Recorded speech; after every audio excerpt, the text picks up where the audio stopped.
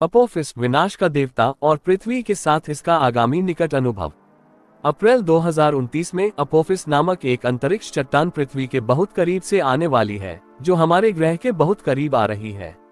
यह अवसर इस आकार की अंतरिक्ष चट्टान के लिए अब तक दर्ज की गई सबसे करीबी मुठभेड़ों में से एक होगा, कम से कम भूस्थिर उपग्रहों की दूरी से परे। 13 अप्रैल 2029 को संयोग से शुक्रवार 13 तारीख को अपोफिस दुनिया के पूर्वी हिस्से से दिखाई देगा, जिसमें यूरोप, अफ्रीका और पश्चिमी एशिया के कुछ हिस्से शामिल हैं। इस दौरान यह आकाश में एक चमकीली लकीर के रूप में दिखाई देगा, जो एक ज्वलंत तारे की तरह दिखाई देगा।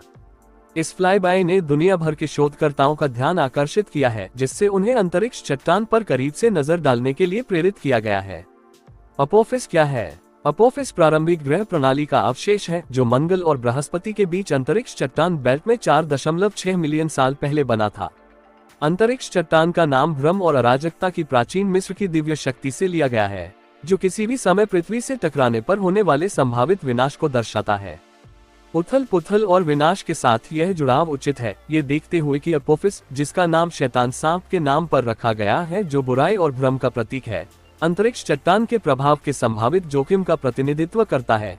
प्रभाव के संभावित परिणाम: यदि अपोफिस किसी तरह पृथ्वी पर हमला करने में सफल हो जाता है, तो परिणाम भयावह होंगे।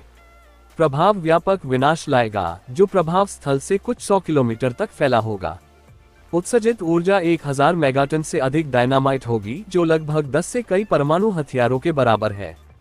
हालांकि चूर्णीकरण महत्वपूर्ण होगा, लेकिन यह अंतरिक्ष चट्टान जितना विनाशकारी नहीं होगा, जिसने मूल रूप से बहुत समय पहले डायनासोर को खत्म करने के लिए प्रेरित किया था। अंतरिक्ष चट्टान संरक्षण और भविष्य के मिशन अपोफिस पर ध्यान केंद्रित करने के साथ साथ नासा और अन्य अंतरिक्ष कार्यालय प्रभावी रूप से ग्रह सुरक्षा क्षमताओं को बढ़ाने का प्रयास कर रहे हैं। प्रभावी double space rock redirection test dart mission, जिसने 2022 में अंतरिक्ष चट्टान डिमोर्फोस के घेरे को संशोधित किया, खतरनाक अंतरिक्ष चट्टानों से बचने की अपेक्षित तकनीकें दिखाता है।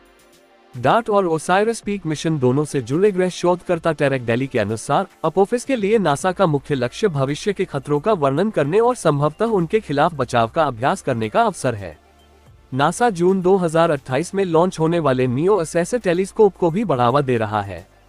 ये दूरबीन 460 फीट से बड़ी पृथ्वी के निकट की वस्तुओं की तलाश करेगी, जिसमें पृथ्वी के घेरे के 30 मिलियन मील के अंदर 90% ऐसी वस्तुओं को खोजने की योजना है। विचाराधीन कुछ प्रस्तावित मिशनों में जानूस शटल का पुनः उपयोग और नए विकसित करना शामिल है। ब्लू बिगिनिंग के ब्लू रिंग शटल को भी शुरुआती अवधारणाओं के साथ जोड़ा जा सकता है। हालांकि वित्तीय सीमाएं एक चुनौती बनी हुई हैं, जैसा कि ग्रह शोधकर्ता रिचर्ड पी. बिंजेल ने बताया, जिन्होंने टिप्पणी की, पैसा नहीं, ब्रूस विलिस नहीं। अंत 2029 में अपोफिस का निकट आना एक बहुत बड़ी घटना है, जो एक तार्किक अवसर प्रदान करती है और साथ ही पृथ्वी के निकट स्थित वस्तुओं द्वारा प्रस्तुत संभावित खतरों का संकेत भी देती है, जबकि अंतरिक्ष चट्टान का प्रतिनिधित्व करता है।